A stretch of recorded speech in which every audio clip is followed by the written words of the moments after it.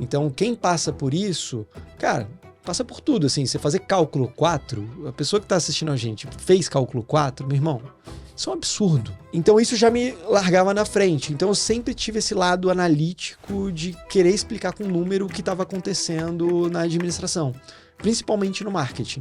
A cultura de não ter só o dashboard pelo dashboard, mas alguém que pega e analisa, acho que se perdeu muito. Tava conversando com um amigo meu, ele falou, cara, aqui na empresa a gente tem uma reunião semanal que as pessoas ficam se matando para discutir qual dado tá certo. Enfim, a gente vê em alguns casos, né, que tem times de marketing que estão de um lado, times de CRM que estão, enfim, cuidando da própria vida deles, na verdade, relacionamento.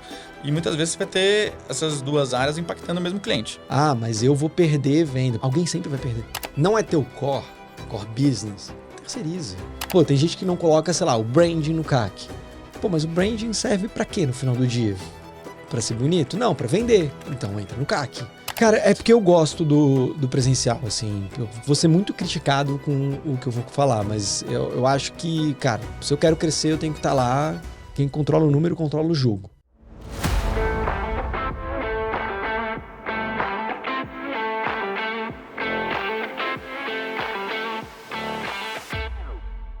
Fala pessoal, bem-vindos a mais um episódio do Martech Leaders. Eu sou o Bruno Simões e estou aqui com meu colega Bruno Stefano.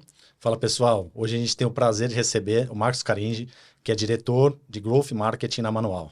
Caringi, obrigado pelo convite, ter aceitado o nosso convite. Tentamos várias agendas, mas acho que hoje a gente vai fazer um belo de uma conversa aqui.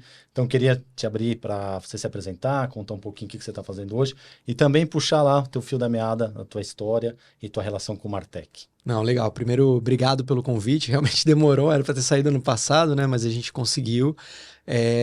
Atualmente eu estou como diretor de Growth e Marketing da Manual. Manual é uma empresa de UK, está há 4 ou 5 anos no Brasil, é focada em saúde e tratamentos. Tem a Voz Saúde e a Manual, são 2 marcas do mesmo grupo. Estou há um mês e meio lá, então é super recente. Antes disso eu passei quase 2 anos no Familhão. Antes disso, quase 2 anos na Globo. E antes disso eu fiquei 6 anos na AMI Digital. E a minha história com o Martech, eu acho que ela é sempre foi muito conectado, assim, eu falo que desculpa a expressão, eu era um nerd no colégio, fiz engenharia, administração, sou de Floripa, então fiz engenharia, me formei em administração também, sempre conectado com essa parte numérica, essa parte de dados. E na AMI Digital, eu comecei lá como comercial, mas logo, com 3 meses, eu já migrei para uma área de analytics. Então, já ali eu já comecei essa parte de dados, olhar um pouco ali como que dados impactavam muito o marketing. Assim, para ser bem sincero, a operação da AMI Digital, ela era muito driveada. Assim, a grande alavanca da AMI, que era o cashback, a gente nos primeiros meses de operação, a gente criou um índice que previa o impacto de 1% de cashback em todos os KPIs metas da AMI. Então, eu conseguia dizer, 1% de cashback num iPhone me trazia mais 1.000 clientes, mais X% de receita. Então, a gente conseguia calcular esses lifts a partir desse indicador. E a gente driveou esse indicador para tudo que a gente fazia na AMI Digital. E aí a gente começou foi aí que a minha conexão com Analytics e Martech começou. Porque aí, a partir disso, a gente conectava isso para tudo que a gente fazia. O CRM, a mídia digital, a estratégia de aquisição. Então, fiquei ali 6 anos fazendo um pouco de tudo, né? Startups, depois saí do Analytics, fui pro comercial, depois fui para estratégia, voltei para Analytics. Mas foi ali que começou. E eu saí da AMI exatamente 6 anos depois. O CFO, que virou CMO da AMI, ele virou para mim e falou: Caringi, beleza, você é o cara mais analítico aqui e tal, você precisa tocar a operação. E aí eu fui pra Globo tocar mídia paga, não sabia nada de mídia paga, mas eu era cara de analytics. Mas qual que foi a promessa, né? Oi, qual que foi a promessa? A promessa eu acho que eles entenderam que, no final do dia, mídia paga é muito sobre a matemática, a correlação, as análises, essa parte de tecnologia. Então, beleza, você tem a segmentação, você tem o criativo, mas a hora que você domina esse numerador, fica mais tranquilo da vida seguir. Então, eu entrei na Globo para tocar isso e esse meu lado analítico, ele fez tudo ficar mais fácil. Porque aí, usando a parte de dados e me conectando cada vez mais com essa parte de tecnologia, a gente conseguiu evoluir dentro da Globo. Então, logo, eu entrei com 6 meses, o head de CRM Martech saiu e eu assumi tudo. Então, eu assumi mídia paga, CRM, Martech, Analytics, e aí eu consolidei uma área de growth. E ali eu pude, quase que um parquinho para um nerd, né? Então ali eu comecei de fato a olhar como que não só os dados interagiam, mas, cara, como que a tecnologia que interage. Então eu comecei a brincar de modelo de atribuição, de CDP, como que a mídia paga integrava com o CRM, eu mandava sinais. Então todo esse negócio foi começando e sendo explorado ali, mas começou tudo ali na AME Digital. E aí você está falando até antes, pré-pandemia, na verdade, né? Pré-pandemia. Globo ali ainda é pré-pandemia. Foi a Globo... Não, a Globo foi depois da pandemia. A Globo foi depois. A AME... Eu entrei na AME Digital em 2018. Okay. 2018. Antes disso, eu ainda trabalhei no esporte interativo com uma parte comercial, então nada a ver com isso. Então, eu meio que fiz de tudo na carreira, né? Então, tanto uma expertise profissional variado, como também, na verdade, um background de crescimento, né? Porque, na verdade, você é de Florianópolis, mas oficialmente você é um mineiro, né? Que cresceu em Florianópolis, que morou no Rio e ainda traz até um pouquinho desse sotaque. Meu pai é culpado nisso. E agora enfrentando o caos do trânsito aqui de São Paulo. Sim. Mas fala pra gente, então sempre sua trajetória foi meio que voltada para explicar números, tomar decisões baseadas em dados, né? A gente chama de data-driven. Foi. Eu fazia engenharia e fazia administração ao mesmo tempo. Na realidade, por 6 meses eu fiz 3 faculdades ao mesmo tempo. Lá em Floripa você conseguia fazer isso, né? Aí eu saí de uma porque acabou ficando muito pesado e eu não tinha tempo para estagiar. Aí eu fiquei fazendo só engenharia elétrica na UFSC, que é a Federal de Florianópolis, e administração na UDESC, que é a estadual. E estagiando também. Aí eu fiz isso por 3 anos e pouco. Aí um dia eu percebi que, cara, na aula de circuitos de engenharia, eu olhei para aquilo, cara, eu não quero isso aqui não. Isso aqui não é para mim, cara. Aí meu pai virou para mim e falou, olha só, tudo bem, sem problema você largar a engenharia e tal, mas termina o básico. Que é o básico são aquelas matérias, cálculo 1, cálculo 2, física, álgebra e tal, porque isso vai te dar o arcabouço para você ser um melhor profissional. Então, quem passa por isso, cara, passa por tudo, assim, você fazer cálculo 4, a pessoa que está assistindo a gente fez cálculo 4, meu irmão, isso é um absurdo. Física 3... É desnecessário. É desnecessário, sabe? Só que o conhecimento analítico que te dá de problem solving, o cálculo ali, pô, você tem, sei lá, você tem as integral da integral da integral, sabe? Tipo, as derivadas de Laplace, sabe? Laplace, aliás. Eu tenho uma vaga memória disso, e é tudo. É um absurdo. Só que a hora que eu terminei aquilo, aí meu pai, beleza, isso já me deu o conhecimento necessário para o que eu tenho hoje. Então, eu entrava na aula de administração e o engraçado é que a maioria das pessoas que faziam administração e outra faculdade lá, faziam administração e economia, administração e direito. Era uma galera mais de humanas, tal. Apesar de economia, você tem muito... Então, isso já me largava na frente. Então, eu sempre tive esse lado analítico de querer explicar com número o que estava acontecendo na administração, principalmente no marketing. Então, conta um pouquinho agora pra gente das suas experiências um pouco mais recentes, né?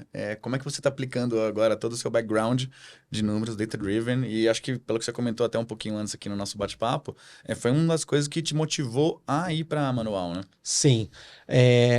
Eu entrei na Manual tem 1 mês e pouco e, primeiro, assim, uma das coisas que mais me chamou a atenção é a cultura data-driven, assim, até comentei com vocês, o CEO é ex-head de growth de N empresas consolidadas na Europa, assim, então é um cara que entende muito de growth.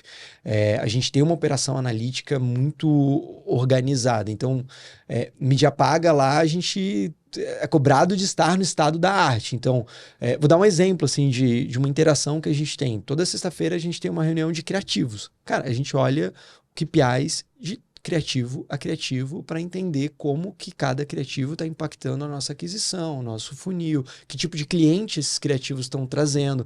Então, até meio uma cultura Amazon, assim, a gente tem as documentações, então, antes da reunião, o time preenche a documentação, então a gente tem as matrizes de criativos, CTR por CAC, CTR por aquisição, e a gente discute criativo a criativo, tanto dentro dessa matriz quanto outros KPIs, tipo Rookie Rate e tal, CPM e tal, para entender de que forma aquele criativo está fazendo sentido. E discutir as hipóteses, o porquê que ele faz sentido, o que ele está ganhando, por que ele está ganhando e como que a gente pode replicar aquele ensinamento daquele criativo. E isso para os top performance como para os top não performance. Para gerar os aprendizados para a gente produzir mais criativos para as próximas semanas e continuar fazendo essa roda girar. Então, cara, é muita análise de dados, assim, e não para por aí. CRM vai igual, outras partes da mídia paga, influenciadores, referral friend. Então, toda o arcabouço de growth a gente faz dessa forma com muito dado. Mas é interessante, né? Que você, acho que na tua experiência anterior, você levantou uma bandeira muito do básico bem feito, né? No lançamento de uma marca, Sim. Né? Com exposição, alta exposição, muita mídia off, né? Sendo que você às vezes precisava estruturar o básico. E agora você está tendo um mundo que, na verdade, já está com uma sofisticação muito maior. Sim. Né? Mas ainda voltando na história do básico bem feito, né? Como é que você lida, né? Por exemplo, você chegou, graças a Deus, você tem um negócio já muito bem orientado, você está aprendendo. Mas quando você chega numa operação que fala, cara, é terra arrasada, por onde você começa a organizar a casa? Dados, obviamente, mas pessoas, processos, tecnologia, como é que você organiza a brincadeira? Cara, primeiro, assim, você pode ter os dados mais bem organizados do mundo, se você não tiver as pessoas certas e os processos certos, não adianta de nada. Então, acho que é meio que um tripé, assim, pessoas, processos e dados. Então, você tem que garantir que esse tripé ele funcione. E como assim? Beleza, você tem que ter o dado correto e todo mundo tem que olhar para o mesmo dado. E a fonte de dados, você tem que garantir que essa fonte de dados está ok. Então, tá todo mundo confiante nessa fonte de dados? Tá todo mundo olhando para essa fonte de dados? Então, para mim, essa é a primeira história, assim. Ter essa racionalização disso.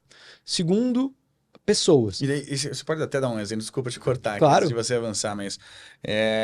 enfim, a gente vê em alguns casos, né, que tem times de marketing que estão de um lado, times de CRM que estão, enfim, cuidando da própria vida deles, na verdade, relacionamento. E muitas vezes você vai ter essas duas áreas impactando o mesmo cliente. Né, Sim. comunicações E o time de dados distintas. lá servindo cada um numa squad diferente. E eu acho que essa é a questão, é todo mundo olhar o mesmo número. Porque daí você vai olhar, tipo, teve uma conversão e, cara, por uma questão... por exemplo, ele foi impactado pelos marketing e CRM. Marketing vai falar, não, foi por causa da minha mídia do Facebook, que foi o last click ali. Ou o CRM vai falar, não, mas aqui eu mandei um e-mail e ele também clicou no e-mail. Então aquela conversão é minha. Né? Como é que você, enfim, abola essa conversa de maluco aqui, né? Pra justamente fazer olhar para o mesmo número. É desesperador isso, né? Não, mas como é que resolve, né? Porque... coloca todo mundo numa sala e organiza esse conceito, assim. Porque esse caso que você está falando, eu acho que conversa muito com parte de atribuição. Então, eu venho de uma filosofia que eu não acho que você vai ter um modelo de atribuição que vai ser 100% certo. Então, você coloca todo mundo numa sala e define qual que é a nossa regra de ouro aqui. A regra de ouro é que eu vou seguir por esse modelo. Então, sei lá, nesse exemplo você tem o Last Touch, mas você tem o cupom do CRM sendo utilizado. Então o cupom do CRM é a fonte da verdade. Então, porque o cara clicou, mas ele lembrou que tem um cupom no CRM e colocou lá. Então, então é o cupom do CRM. Beleza. Tá todo mundo ok com isso? Beleza. Tá racionalizado. Mas você precisa definir a regra e documentar essa regra. Aí entra na parte do processo. E documentar essa regra. Eu não vou lembrar a empresa, nem falaria, mas eu tava conversando com um amigo meu e ele falou, cara, aqui na empresa a gente tem uma reunião semanal que as pessoas ficam se matando para discutir qual dado tá certo. Cara, uma reunião semanal para discutir o dado se tá certo ou tá errado. Tipo, quantas horas você perde? Evolui. E não evolui. Cara, quanto de dinheiro você perde? Imagina o PIB dessa reunião, assim, não faz o menor sentido. Então, eu acho que é isso, é você sentar, organizar os conceitos e garantir que existe uma continuidade daquele conceito. Ou seja, muitas vezes nem é você focar em ter um modelo de atribuição ideal para o seu negócio, para o seu produto, mas sim que todo mundo concorde de que, gente, essa é a forma que a gente mede, é assim que a regra é aplicada. Exatamente. Esse é o passo 1, então. Esse é o passo 1. E, assim, quem tá em casa, tipo, mas eu vou perder venda. Pô, eu sou o head CRM, eu vou perder pra mídia. Cara, alguém sempre vai perder. A verdade é essa, assim. E no final, tipo, a empresa, não existe o elemento empresa, assim. No final, as pessoas que têm que estar ali têm que estar ok com essa regra. Alguém vai perder. Se é o CRM, se é a mídia paga, se é o Indique ganha, algum last click aqui, alguém vai perder. E tem que estar todo mundo ok. Mas no final, assim, você tem que tentar maximizar recursos e minimizar a perda. Mas como é que você faz aí para acabar com a dinastia do last click? Que foi imposto, acho que foi na curva de maturidade de Analytics, acho que todo mundo não tinha nada, de repente se criou um modelo, popularizou, né? Google colocou muita de graça, só que todo mundo nasceu lá com last click e todo mundo ainda tem um pouco desse vício. A gente sabe aí, olhando, quando a gente olha Marketing Mix Modeling, você vê lá, cara, que tem, não é 80% que veio last click, veio, sei lá, 50% performance, tem uma redistribuição. Mas como é que você consegue trazer essa conversa, né, e falar, não, peraí, galera, não é só performance. Eu preciso ter, né, branding, eu preciso ter meio de funil. Como é que você contribui, como é que você traz novidade para a galera para falar assim, não é só last click. Quais são os outros modelos que podem ser colocados na mesa? E que muitas vezes pode ser até um vício dessas, enfim, áreas de growth. Que, tudo tem que ser mensurado. Então eu só vou fazer no que eu consigo colocar os parâmetros do TM lá, né? E medir o resultado. Mas não é, isso não conta toda a história, né? Quais são as alternativas, no fim do dia, né? As alternativas para o last click que você consegue de forma, né, didática trazer para a mesa e mudar um pouco essa conversa que está viciada? Eu acho que respondendo a primeira pergunta, eu acho que é muito sobre teste. A gente tá falando sobre growth, cara. A pessoa que não tá testando, esquece, ela não tá fazendo growth. Porque growth é sobre isso, sobre você testar, sobre você desafiar modelos. Então, eu não tenho um modelo de atribuição, eu não tenho uma sofisticação grande. Começa fazendo um AB pequenininho, um brand lift, um geolift ali para entender, não tenho tanto investimento, mas você consegue, por exemplo, dá um exemplo bobo aqui, você tá jogando todo o teu investimento em Google. Você consegue começar um investimento, sei lá, em TikTok e por mais que você não veja o crescimento da venda do TikTok, você consegue ver numa região se Google tá crescendo. Aí já tem uma pulga atrás da orelha de o que está acontecendo. Então, para mim, o primeiro passo é testar.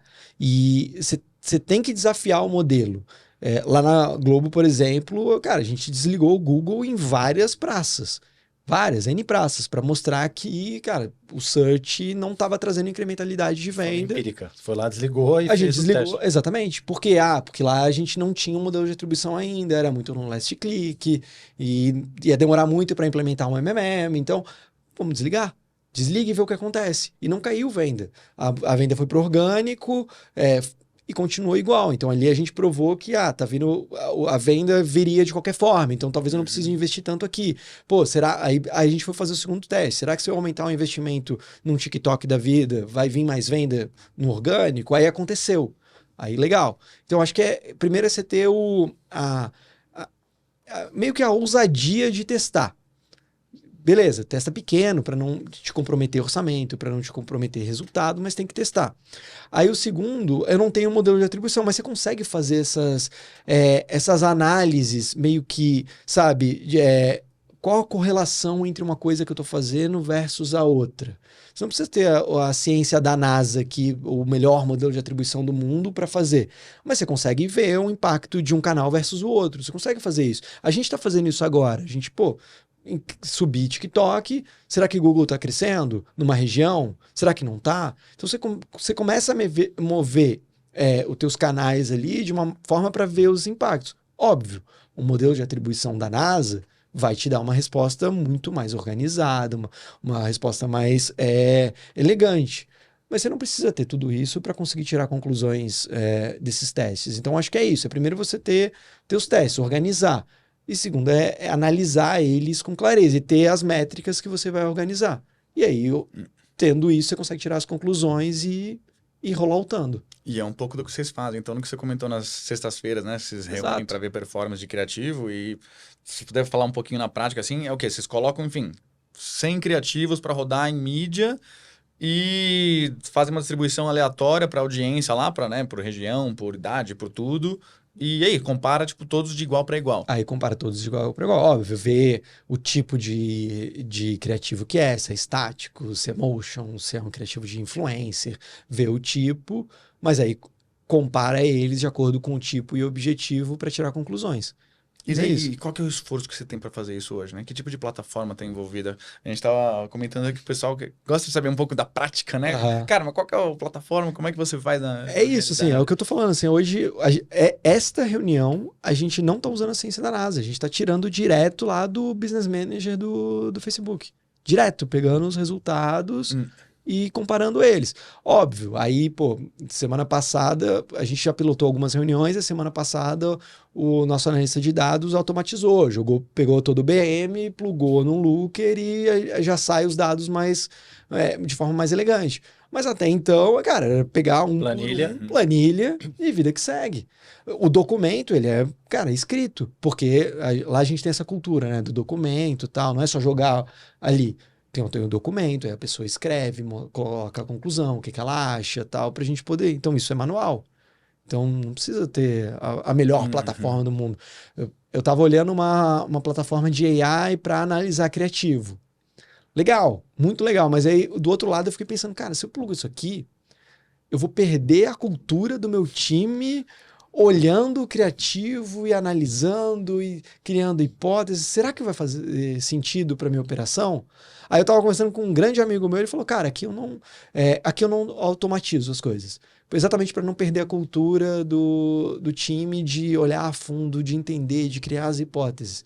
Então, olha que interessante isso. E é uma tentação, né? Se pensar que agora a forma como você opera a mídia, né? Por que que se baixou tanta barreira, né, de entrada? Não precisa tanto mais de tanto agência, você internaliza. Porque basicamente você tem, né, um motor lá que se bota criativo, bota um sinal e coloca o dinheiro e dá o play. E vai embora. E vai embora. E assim, café. 1 milhão de criativos formar. E só que você não sabe onde está entregando, qual segmentação, você está deixando na mão de outros, né? Sim. E aí você fala, pô, tem um trade-off dessa conversa, que talvez é a cultura, né? Poxa, você não fala mais de segmentação quando você está falando uma campanha, né, de otimização por um evento. Né? E aí você às vezes fala assim, mas peraí, o que é o certo, né? Exato. E aí você começa a perder essa sensibilidade. E aí a cultura de não ter só o dashboard pelo dashboard, mas alguém que pega e analisa, acho que se perdeu muito. A gente está vendo muita gente pedindo, cara, eu preciso de um dashboard, preciso de relatório, eu preciso de dado, mas aí no fim não tem ninguém cuidando, né, do carinho, né? Então essa parte da cultura, né? Isso é bacana você trazer, mas a minha dúvida é se isso teve já em outros lugares também. Você já viu essa cultura de, poxa, vamos fazer análise, vamos pegar os criativos, ou é a primeira vez que você está fazendo isso com profundidade? Nesse nível, assim, é o primeiro, né? Em mídia paga. Mas, por exemplo, no Familhão, que era... É porque são operações totalmente diferentes. Para mim, a beleza do Growth é que cada lugar é um lugar totalmente diferente, com alavancas totalmente diferentes, né? No Familhão, a gente era muito alavancado em mídia offline e CRM. Cara, a gente analisava, assim, todo domingo tinha um merchandising no Luciano Huck fazendo um pitch de venda e tal. Pô, a gente criou um modelo de AI que olhava o vídeo inteiro e analisava sentimentos, analisava o pitch do Luciano, com a segundagem, se foi bom, se foi ruim, pra gente entender se aquele criativo na TV estava fazendo sentido e por que ele estava alavancando bem ou estava deixando venda na mesa. E do outro lado, o CRM, cara. O CRM a gente tinha uma operação performática, assim. No mês que eu saí, a gente pilotou mais ou menos 100 testes em CRM. E aí, teste de copy, teste de segmentação, teste dentro do RFM, sim, para tentar gerar essa venda.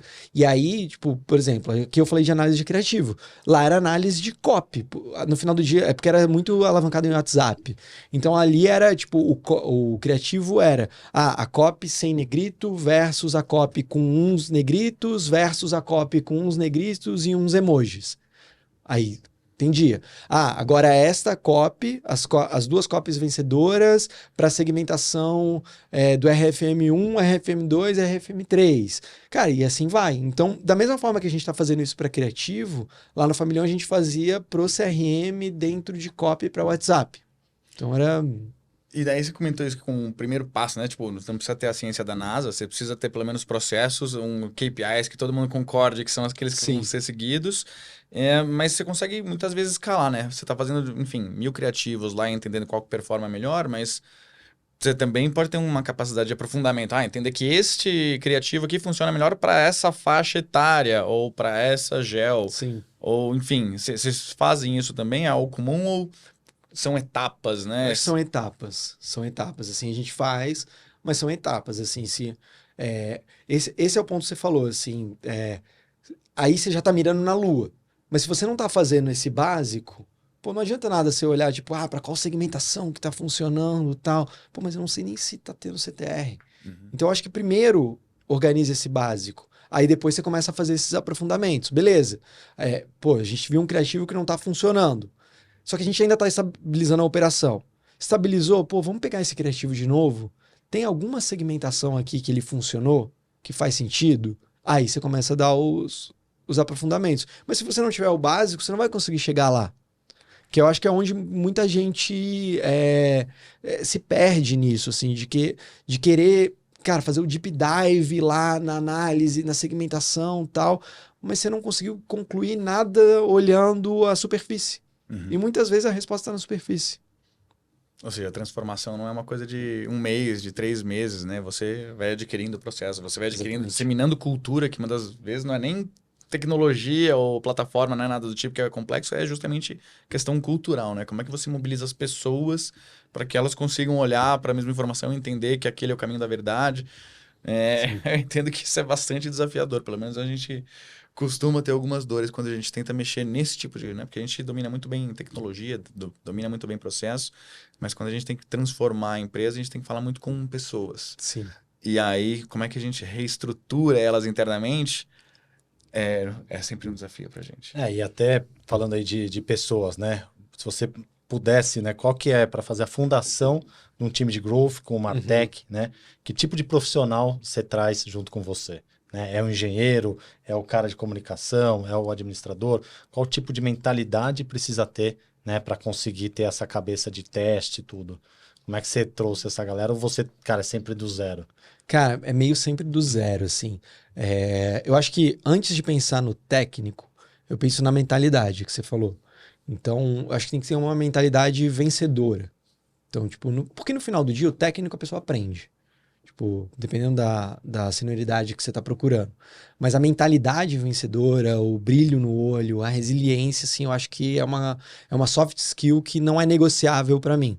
Por exemplo, toda entrevista que eu faço, eu pergunto como que a pessoa lida com frustração, como que é ela no dia a dia para pegar nuances ali em relação a, tipo, pô, meta, acompanha, não acompanha, como é que trabalha essa questão de atingimentos de meta e tal. Então, primeiro é esse ponto. Essa soft skill, para mim, ela tem que estar muito bem aparente e sedimentada. Então, se não tiver, cara, não... Assim, já deixei de contratar pessoas brilhantes, tecnicamente, que não tinha aquele... A gente fala brilho no olho, né? Cara, não tinha, assim, não tinha energia, assim, na fala, não mostrava empolgação. Já deixei de contratar. Aí, beleza. Tem isso... Aí você começa a montar o time de growth. Para mim, um time de growth, como eu falei, assim, a beleza de marketing growth é que cada lugar é um lugar, assim. Então, pô, onde eu tô, a gente é muito alavancado em mídia, influenciador, assim, tem uma questão de parcerias e tal. Então, o perfil que eu preciso é totalmente diferente do perfil que eu tinha lá no Familhão. Então, o perfil que eu tinha... comparar os dois, tá? Sim. O perfil que eu tinha lá no Familhão, no começo, eu precisava de uma pessoa muito boa em CRM, porque a gente tinha quando eu entrei, a gente já tinha um problema de renovação, a gente tinha uma base ativa muito grande. Eu precisava de uma pessoa que... até vocês estavam comigo, né? A gente fez um processo de migração de CRM. Então eu precisava de uma pessoa que entendesse disso, que entendesse esse técnico do CRM, entendesse ali de dados, entendesse de plataforma, de API. E depois uma pessoa para executar o CRM. Então, esse foi a operação. Então, essa foi a primeira organização que eu tive. Aí depois a gente começou a crescer. Então, agora vamos crescer em mídia paga. Pô, já coloquei uma pessoa de mídia paga com conhecimento. Tem um perfil que eu sempre trago, que é o perfil do Analytics. Esse eu não abro, independente ali, eu não abro mão. de ter uma pessoa de analytics ali, não o analytics, o web analytics que vai implementar os eventos e tal, mas a pessoa que entende de dados para conseguir analisar, para conseguir criar modelos, para conseguir tirar um pouco a operação do óbvio. Então, por exemplo, eu falei da parte de criativos. Nesse exato momento, a gente está criando um modelo que eu entendo se aquele criativo saturou ou não. Então, essa pessoa de analytics está desenhando isso para a gente saber qual o momento de trocar ou fazer um teste AB dentro do mesmo criativo. Então, a pessoa de analytics ela é muito importante. Um perfil que eu gosto muito de trazer comigo é o que eu gosto de chamar de o perfil do hacker. É aquele cara que ele não sabe, tipo, não é o cara de CRM, não é o cara de mídia paga, mas é aquele cara que ele vai resolver o problema. Então, por exemplo, lá no Familhão tinha o Bruno. Então eu falava pro Bruno, pô, Bruno, a gente precisa fazer tal coisa. Cara, daqui a 2 dias ele aparecia com uma solução. Pô, a gente conseguiu aqui, eu olhei na base de dados, porque ele entendia de dados, ele entendia de API, ele entendia um pouco de AI. Então, com essas 3 skills, ele se resolvia e fez lá uma gambiarra e tal, e, cara, resolveu. Ou então ele puxou o time de dados para brifar sobre uma solução técnica que ele precisava, mas ele resolvia o dia a dia. Depois a gente trouxe mais uma outra pessoa, mais gambiarreiro, hacker, exatamente para isso, para conseguir fazer essas coisas. Então, pô, a gente criou uma landing page com um chatbot. Cara, numa estrutura comum, você vai pedir para o time de produto, aí o time de produto vai fazer para o time de tecnologia, aí você vai ter que desenvolver. Você só precisa de um GTM, acesso ao GTM, um JavaScript. É isso, precisa do GTM, um JavaScript que capture dados e ponto. Assim, tipo, hoje eu estou lançando um teste LP com chatbot que eu briefei na sexta-feira. Legal. Considerando que o time não trabalhou no final de semana, tá? Então, exatamente, porque a gente vai achando as soluções aqui. Então, é o tipo de perfil acho que eu gosto. É o Growth Hacker, né? Tipo isso, que aí a gente vai testar e tal. Mas aí o técnico ali, o CRM, o mídia, eu acho que vai muito do teu desafio. Tem área de growth que tem growth B2C que você vai muito por parcerias. Aí você precisa lá de um time de parcerias. Lá a gente tem um time de influenciador para tocar os influencers. É um time interno, então precisa de um hunt, de um farmer, uma pessoa de negociação. Então, acho que depende muito da estrutura. Na Globo, a estrutura de growth era totalmente diferente. Muito diferente. Eu tinha um time gigantesco de mídia, o time de CRM eu estava montando, o time de Martech era um time que estava começando a se consolidar lá dentro, era mais analytics, então a gente estava começando a colocar o pezinho lá em plataforma, em tecnologia, então não tinha esse perfil do hacker, então acho que depende muito, mas esse hacker e esse analytics eu acho que é meio que indispensável para qualquer área de growth. Então, se eu tiver, enfim, conectando várias coisas que você falou, né? Se a gente pensar em estruturar uma área dessa, a gente está falando de, primeiro, né? Garantir que todo mundo tem o mesmo entendimento. Sim. Então, vamos colocar os pingos nos is aqui. CRM não tem os KPIs dele, nem marketing tem os KPIs deles. A gente tem um KPI da empresa. Passo número 1. Passo número 2, então, é a gente começar a ter um profissional de BI, um analista, enfim, alguém que consiga levantar e entender de dados muito e conseguir extrair hipóteses disso daí. Ou seja, para continuar puxando o time a sempre fazer algumas coisas diferentes. Né? E o terceiro passo, um hacker, que na verdade vai pegar, eu imagino que consumir muito do output desse BI aqui, para justamente implementar essas hipóteses, testar e validar, e tudo isso, na verdade, né, nesse ciclo de teste infinito, contínuo. Isso. Perfeito. É um guide, já fica como guia para todo mundo aqui. Para fundar um time então, de growth, acho que ficou super claro, né? E aí, obviamente, falamos de pessoas, né? Vamos falar depois de processos, você já falou, mas aí de tech stack. O que você fala assim, cara, para fundar hoje, né? Pode usar como exemplo o manual, ou no Familhão, ou na Globo, qual que era o tech stack, quais as pecinhas de Martech que você gostaria de ter para montar esse time, né, funcionando perfeitamente? Não, legal. Acho que o primeiro ponto, assim, hoje é indispensável você ter uma CDP. Indispensável, assim, você ter um lugar que você tenha a informação do teu cliente, de forma estruturada. Porque, primeiro, você integra todos os canais em um lugar só, Você integra dados online, você integra dados offline, você consegue ter quase uma ficha do que esse cliente está fazendo.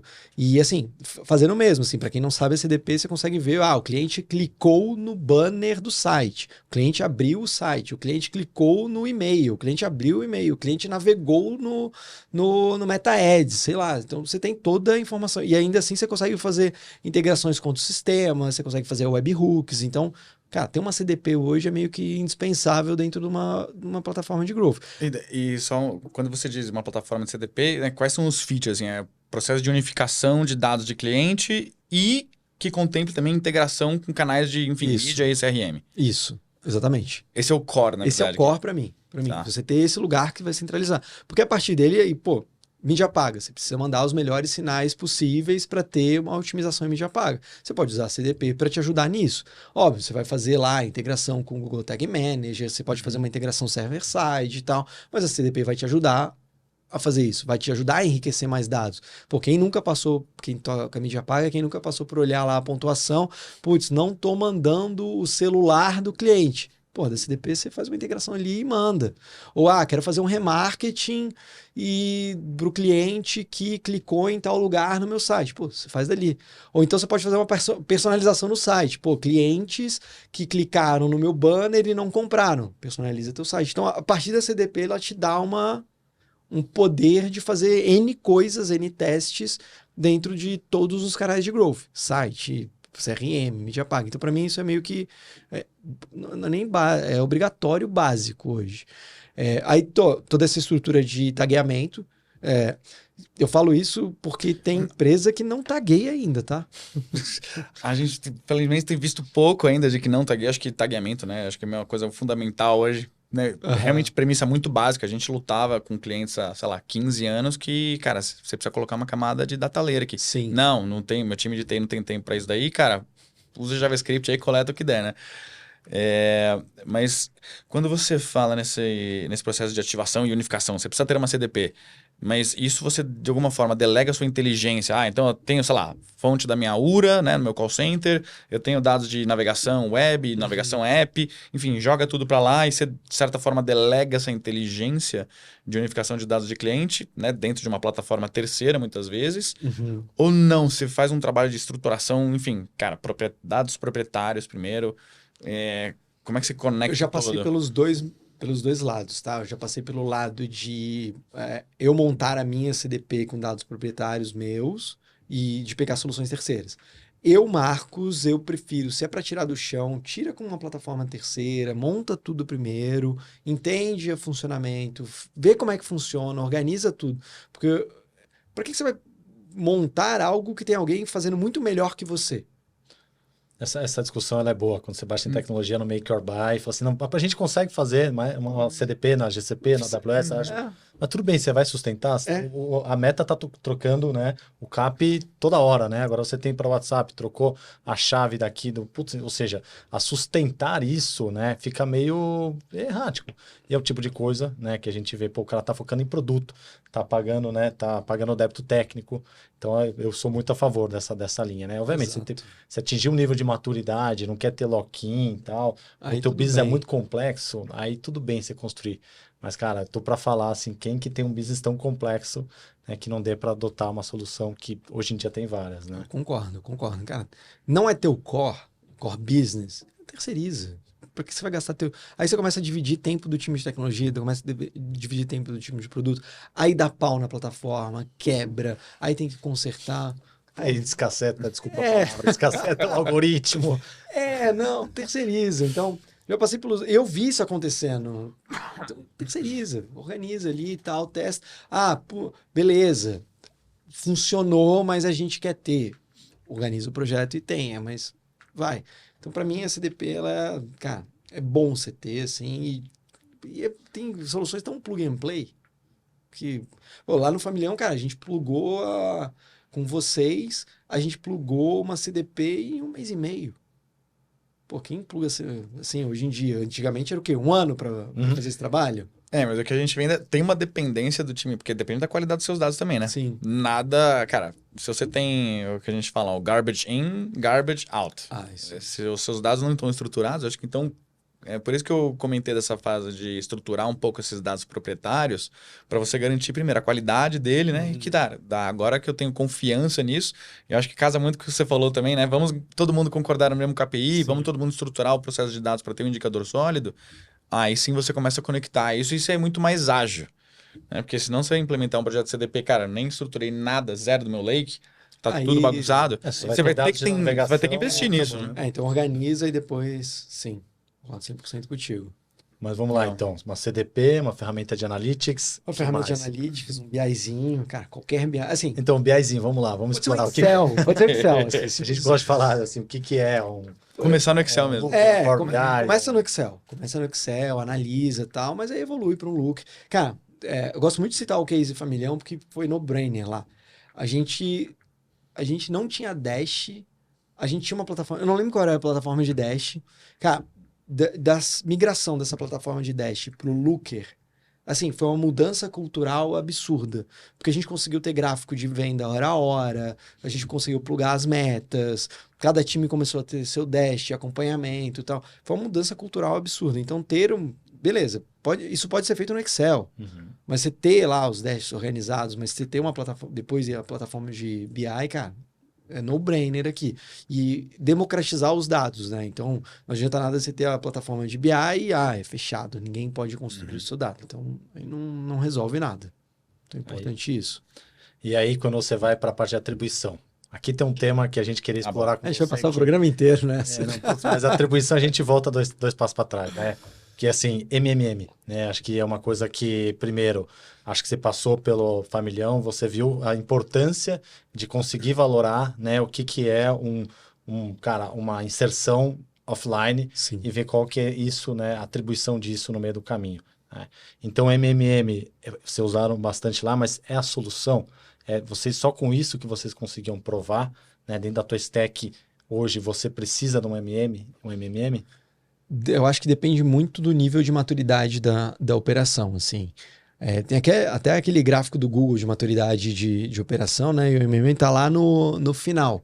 Pô, não adianta nada você tá lá com o MMM e, cara, lá embaixo ninguém analisar dado. Nem o last click você sabe. Você sabe, não sei usar o last click, pô. Então, acho que depende da maturidade da tua operação, como que estão os processos. Sei lá, você tem uma reunião de acompanhamento de metas, organiza isso primeiro, depois você organiza o MMM. Pô, você tem um reporte, então acho que tem um passo a passo aqui. Lá no Familhão, como eu te falei, assim, a gente organizou os dashes, organizou os dados, tipo a CDP, a gente foi caminhando até o momento que agora faz sentido a gente ter. Porque a gente a gente tinha mídia offline e a gente queria investir em mídia paga. E a gente já tinha um modelo de atribuição nosso, que olhava o impacto da TV. E aí a gente não via a venda da mídia paga. Exatamente porque o cliente via a mídia paga, só que aí ele convertia quando ele viu o Luciano Huck na TV. E aí a gente não conseguia, sabe? Como é que mostra que a mídia paga? E a gente não sabia como é que estava a maturidade do criativo da TV, apesar da gente ter aquele modelo de IA. Pô, será que faz mais sentido a gente ter mais comerciais, por exemplo? Porque o comercial não gera venda. A gente não via venda atribuída ao comercial no modelo de atribuição. Mas aí a gente ficava na dúvida. Pô, será que faz sentido a gente, sei lá, ter mais comercial? Ter menos comercial? Ou é só o merchan?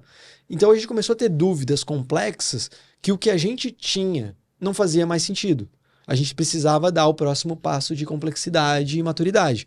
Aí fez sentido um MMM.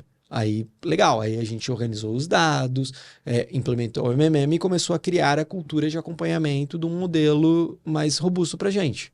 E explica até um pouquinho pra gente como é que você fazia essa mensuração do merchan, do comercial, né? Porque eu imagino que na maioria dos casos, pelo menos acho que merchan, né? Todos eles tinham pelo menos um QR Code ali, né? Todos tinham um QR Code. É um call to action direto, tagueado, que quando a pessoa escaneia lá já sabe de onde veio, qual que era o slot do programa que foi inserido e tudo mais. Isso. E comercial também tinha call to action? Tinha o call to action, tinha o QR Code. Era quase um last click com hierarquia de canal olhando o tráfego. Então a gente olhava quanto que o tráfego, o lift era baseado em anomalias de tráfego, anomalias de venda e hierarquia de canais. Então, por exemplo, o tráfego tá assim, tá ali flat. Ele começou a crescer. Aí ele cresceu. Pô, o que teve naquele momento? Ah, foi o comercial. Teve venda? Não, pô, não teve, mas teve venda do CRM. Ou teve... Ah, então o CRM é venda do CRM porque o comercial não tem nada a ver. Disparo. Ah, não, teve venda no Google. Pô, beleza, então essa venda não é do Google, essa venda é do comercial. Então ele começava a analisar esses comportamentos, entendeu? Porque como a gente tinha todos os mapas de mídia e tal, você conseguia fazer esses cruzamentos. E você tinha algum tipo de outra solução para mensurar esse tipo de mídia offline, que hoje em dia está cada vez ficando menos offline, né? Sim. E com a TV 3.0 aí não vai ser offline não mais, mas alguma espécie de TV tracking, ou seja, que consegue monitorar para saber em que minuto que aconteceu alguma inserção. A gente, assim... Vocês tinham todas as lojas, né? Sabiam tudo, na verdade. A gente sabia tudo, o minuto, o segundo que entrou no ar. Então a gente tinha todo esse negócio organizado. E daí você conseguia vincular, ou você fazia algum tipo de ação também? Putz, agora que entrou o Merchan, geralmente o momento que o pessoal vai começar a buscar isso no Google, cara, faz um investimento aqui em mídia pago, pelo menos, né, libera uma campanha. Já deixava tudo pronto. Mas tinha isso daí, na verdade, né? Era o offline e o online entrava automático também em paralelo. Isso. E não só o online, mas como, por exemplo, estratégia de landing pages, estratégia de... eu falei do CDP, estratégia de remarketing, estratégia de banner dentro do site. Então, pô, se o cara que entrou no site é um cliente que já tinha entrado, então talvez ele apareça um banner, sabe? Já tinha uma estratégia ali. E daí, com isso, você conseguia ver, né, pensando até de novo no offline aqui, ou seja, qual era... quando o Luciano Huck falava antes do jogo do futebol, cara, bombava. Mas depois do jogo do futebol, já, enfim, a audiência não era muito boa. Tinha essas análises. Era o contrário, inclusive. Antes do jogo era ruim, depois era bom. Ah, fica a dica, então. Depois do jogo é melhor. Mas a gente tinha tudo isso. Ah, pô, choveu em tal lugar, então tem mais gente assistindo TV em tal lugar, vai ter mais venda em tal lugar. Então a gente tinha esse tipo. Ah, o Merchan foi mais emocionante. Então vai ter mais venda. Ah, o Merchan ele foi triste, vai ter menos venda. É até legal, assim, eu tava lendo um livro sobre viralização, assim, ele trazia um mapa de sentimentos que gerava ação, aí a gente cruzou esse mapa com os Merchans e meio que bateu a teoria, assim, foi bem legal. Bem interessante, na verdade, porque aí a gente tá falando uma análise de atribuição bem avançada, né? Quando você começa a analisar o sentimento. E aí você fala assim, como é que você vai capturar isso, né, num pixel? Não tem. Não é tão simples, não né? É tão simples. Mas aí você tem que fazer, como você falou, acho que o caminho do teste, o caminho de isolar a variável, né, e ver como é que isso se comporta, né, antes de colocar uma ferramenta, acho que é o primeiro passo. Exato. Então isso acho que é um bom caminho. Tem uma dúvida aqui, a gente estava falando também muito sobre, né, o comercial, investimento em Google. Como é que você calculava o CAC, né, no Familhão? O que era o CAC do Familhão e o que vai no CAC hoje da Manual?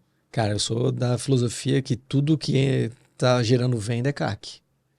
Eu lembro que tinha brigas de... Quanto custa, por exemplo, a inserção, cara, no Luciano... Entra no CAC. Ela põe tudo. Põe tudo, sim. Eu colocava, exatamente pra gente ter ideia.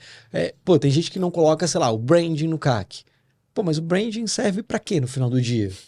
Pra ser bonito? Não, pra vender. Então entra no CAC. Ah, mas a verba de branding... Não, eu só olho performance porque, sei lá... Não, mas tudo, no final do dia tudo gera venda. Ah, o branding ele demora para racionalizar o CAC. Legal, então você faz o cálculo do CAC projetando essa racionalização. Mas eu sempre tive a filosofia de tudo que gera venda diretamente deveria estar no CAC. Ah, branding, mídia paga, CRM, tudo. E aí você consegue ter uma visão e depois dali você quebra, né, o que você consegue atribuir, né, dentro dos modelos ali. Exatamente. E você chegou a ver alguma barbeiragem aí no meio do caminho? Puta, a gente estava atribuindo tudo aqui pro orgânico ou tudo para uma mídia e de repente você falou, cara, peraí, erramos a mão. Ah, já. Lá no Família a gente brigava pra caramba. Se o André estiver assistindo, a gente tinha discussões diárias sobre... Eu chegava nele, pô, a Globo tá roubando venda aqui do CRM, cara. Pô, tá roubando venda da mídia paga. Aí ele olhava assim, realmente, tá roubando, tem que ajustar aqui o modelo. É isso, o modelo de distribuição é sempre isso, esse ajuste. Mas tem. Na Globo a gente brigava muito com com isso, porque na Globo o modelo era baseado em UTMs, aí as UTMs iam se canibalizando, uma em cima da Aí vinha um outra. afiliado lá, conseguia botar um... Aí era drop uma lá. loucura, aí perdia a atribuição, aí o cara que estourava. Sempre vai ter. Boa. Bom, Carinho, a gente queria aproveitar agora esse final aqui e te fazer, né, dois pedidos, né? Primeiro, você contasse pra gente, a gente tem uma prática aqui de convidar, né, e pedir pro convidado trazer um objeto, alguma coisa que, né, o caracterize e humanize você, né, tirar um pouquinho essa máscara, né, de executivo e colocar um pouquinho do ser humano. Então, primeiro eu queria te convidar para mostrar esse objeto e depois, emendando, se você dá um recado, né, para o Caringe lá do começo, né, na engenharia, né, tentando achar os seus caminhos, o que você poderia encurtar o caminho ali? Cara, primeiro eu vou fazer um merchan, pode? Beleza. Cara, Depois a inclusive gente mandar pede verba. É assim que a gente ganha anunciante. É assim, inclusive mandar um abraço pro Josean, que é o meu grande amigo, é o Head Growth lá. Cara, eu sou viciado nesse negócio aqui, Super Coffee, cara. Minha mulher também. Cara, assim, é vício, assim. Meu time lá no Familhão me zoava muito, assim, muito. Falava que eu tomava Super Coffee, virava outra pessoa. Eu falo assim, acelerado. Imagina depois de tomar o Super Coffee. E mal entrei na manual, na primeira semana eu falei disso, já ganhei um potezinho de Super Coffee. Eu tô com 5 lá em casa, assim. Então, cara, sou viciado nesse negócio, assim. E aí é uma coisa que vem se você não tomar, você acha que você não tá no melhor estado. Cara, eu acordo 5 da manhã. Primeira coisa que eu faço é tomar um Super Coffee. Eu vou pra academia e tal, aí depois do almoço mais uma dose. Você acorda cedo por causa do trânsito, então. Os dois, assim, eu sempre acordei cedo. Aí de uns 2 anos pra cá eu tenho acordado 5 e meia, assim, que aí eu acordo, aí eu vou ler um livro, aí eu vou pra academia, aí eu volto, aí eu passeio com a minha cachorra, aí eu faço café pra minha esposa, aí eu levanto a minha esposa, a gente toma café, aí eu saio pro trabalho e tal. Então tem Você uma... faz café todo dia pra sua esposa? Quase todo dia. Quando ela levanta, porque ela é meio preguiçosa. Aí você Eu vou deixa apanhar nas em casa lençóis. depois disso. Eu que vou apanhar em casa, na verdade. Essa hora eu fico... Não, mas aí agora, tipo, como tô na manual agora, a gente tá vendo como fazer, porque eu tô pegando trânsito. Aí, sei lá, a gente vai mudar de lugar pra morar e tal, porque a rotina não encaixou agora, mas a ideia é continuar com essa rotina. E hoje lá na Manual é o quê? Você vai todos os dias, é presencial? Cara, é porque eu gosto do presencial, assim. Eu vou ser muito criticado com o que eu vou falar, mas eu acho que, cara, se eu quero crescer, eu tenho que estar lá. E a operação é recente. Por mais que tenha 4 anos, a operação da outra marca ela é muito recente. Tô montando cultura, tô montando time. Precisa estar lá. E eu sou uma pessoa que eu gosto desse presencial, assim. Eu acho que quando você tá no home office, primeiro, você fica numa agenda de reunião eterna. Então, você sai de uma reunião e entra outra. Aí você não tem tempo para pensar, você não tem tempo para discutir. Eu acho que você perde aquele tete ali com as pessoas, de trocar, sabe? Por exemplo, hoje no escritório, cara, a gente resolveu N problemas que eu precisaria marcar na agenda da pessoa para, sabe, discutir e tal. Então, eu sou uma pessoa que eu gosto. Minha esposa, ela me critica muito, mas eu gosto do presencial. Então, eu tô indo de 3 a 4 vezes na semana. Bom. E aí, conta pra gente também qual que é a tua, né, a recomendação primeira, Super Coffee, né? Super Coffee. Lá pra trás. Super Coffee, cara. O Mas José aí vai adorar esse merchan. Quais caminhos ali que você podia ter encurtado, ou de dica que você dá pra galera que tá querendo seguir uma trilha igual a tua e se inspirar aí? Cara, se eu pudesse voltar no tempo... Assim, eu não me arrependo de nada, acho que o que eu fiz me trouxe até aqui, mas se eu pudesse ter encurtado... Eu lembro exatamente o dia, tá? Ou as semanas, ou as... eu estava num estágio, eu trabalhava com consultoria. Eu estava no estágio e começou esse negócio de marketing digital, tal, resultados digitais, começou em Floripa, né? Uhum. Começou, tal. Cara, e eu ficava numa preguiça absurda de ler os blogs, de estudar sobre mídia paga, tal. Eu podia ter estudado mais mídia paga naquela época, que eu acho que teria me encurtado um pouco de caminho, assim, do que eu fiz, assim. Eu acho que quando eu entrei na Globo... foi bom, sim, acho que eu evolui muito, mas foi muito traumático o processo de correr atrás, porque eu saí, assim, a galera acreditou em mim, pô, agradeço muito o Thiago que me contratou, a galera que me suportou lá dentro, mas eu saí muito atrás de todo mundo. Então eu tive que me esforçar mais para poder aprender sobre mídia paga que eu poderia ter, sabe? Porque no final do dia, Growth pegou elementos do marketing e aplicou uma metodologia, um mindset ali. Eu podia ter estudado mais. E eu lembro, cara, eu lembro exatamente, eu com a página do blog dos resultados digitais aberta e eu com preguiça de ler aquilo. Então eu podia ter feito isso. Eu lembro o dia que eu me cadastrei no Google Ads e tal. Eu lembro eu com preguiça de ler o help do Google Ads, tem tudo lá. Sim. Eu podia ter feito isso, eu não fiz. Então acho que foi um erro assim, que eu poderia ter evitado. E pra galera que tá começando, que tá querendo evoluir, eu sempre falo sobre... Eu tenho uma frase que foi me falada na AME, o Rodrigo Reis, que foi CMO lá da AME e tal, hoje, meu padrinho de casamento, um grande amigo meu, ele virou pra mim e falou, cara, quem controla o número, controla o jogo. E isso pautou minha carreira. Então, minha grande dica para todo mundo é, cara, controla o número. Que é o que você falou. Entende o básico. Tem a racionalização dos números. Qual o KPI?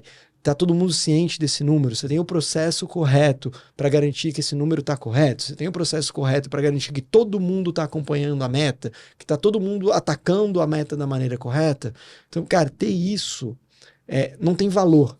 Então, porque eu vejo muitas empresas, muita gente querendo fazer N coisas, mas, cara, a pessoa não analisa um número, a pessoa não olha um dashboard, a pessoa, sabe, tá voando. Então, a pessoa quer crescer, que ela quer, sabe, se desenvolver, ela precisa ter o lado analítico forte. E ainda mais agora com AI, etc., que seremos substituídos pelas máquinas. Cara, se ela não entender minimamente o que está acontecendo contexto, né? Vai ser substituído mais rápido. Ela vai ser substituída. Assim, a gente vai ser substituído? Vai, mas ela vai ser a primeira. Talvez eu seja a última, mas, entendeu? Então acho que é um pouco disso, assim, de ter essa dominância analítica. É muito bom escutar isso, né? A gente respira isso, a gente fala de analítica, a gente fala muito de uma jornada de maturidade que começa muito bem, uma coleta bem feita, né? Depois você organiza isso e aí você analisa isso, antes de você fazer a ativação dessa informação. Então a gente acredita que realmente, assim, tem que ser... O data-driven, ele é perigoso porque ele pode gerar, né, viés de confirmação, ele pode ficar gerando caminhos, né? Mas quando você coloca isso, parte desse princípio que... Vamos olhar o dado? Né? Exato. Vamos analisar. É o pé na bola, né? Todo mundo. Isso culturalmente, por mais que esteja batendo, né? A gente não vê todo mundo fazendo. Né? E às vezes precisa de um líder, né? Puxando a galera, colocando, é criativo, vamos lá, vamos testar. Não, peraí, testa, tá tudo certo, chama os designers, mas assim, vamos dar número, né? Vamos direcionar, vamos balizar. Então é muito legal essa dica, né? Para quem puder, né, se aprofundar. Acho que IA tem os seus perigos, né? Mas com certeza a parte de dados, a fundação de dados IA vai ficar... Ainda demora um pouquinho para vir nessa camada, né? Exato. Cara, eu tava tendo um papo com um amigo meu, ele contando assim, tem CMO de empresa listada na bolsa que... eu quero implementar a ferramenta tal... Básico, que você falou, não tá organizado. O número da área de marketing não bate com a área de CRM. E o CFO, então... E o CFO tá maluco com isso, cara. Ele só quer saber o ROI, né? O retorno. Exato. Aí não... Então, garante esse básico, assim. Eu sei que é meio... não é o sexy do growth, não é... Mas, cara, não é pra isso. É para gerar resultado. Como é que gera? Se você tiver o básico bem organizado, tenho certeza que você vai chegar lá no nível de maturidade de ter uma plataforma com AI. Eu tô namorando colocar uma plataforma de AB que ela vai aprendendo o AB e já vai direcionando o tráfego para variante que está crescendo, que está ganhando. Cara, isso é estado da arte do growth. Mas se eu não tenho dado organizado, se eu não tenho o básico bem feito, o time não está acompanhando o teste, não está acompanhando a métrica, para que eu vou criar uma plataforma dessa? Para nada, né? Então, muito bom. Acho que é isso. Muito bom. Obrigado demais pela participação aqui. Acho que realmente deu uma aula para todo mundo, até como que é estruturar uma área de growth, né? Estruturar como é que a gente começa a ser um pouco mais data-driven. Então, só tenho a agradecer. Obrigado. Mais uma vez, aí é um prazer. Acho que a gente vai sempre tiver a oportunidade de comunicar, te pedir mais dicas aí e deixar também todo mundo, né, convidar para seguir a gente, para compartilhar. Se gostou, dá o like. E, de novo, obrigado aí por ter aceito o convite. Eu que agradeço e conta comigo. Precisando, eu volto para ajudar aqui. Né? Legal.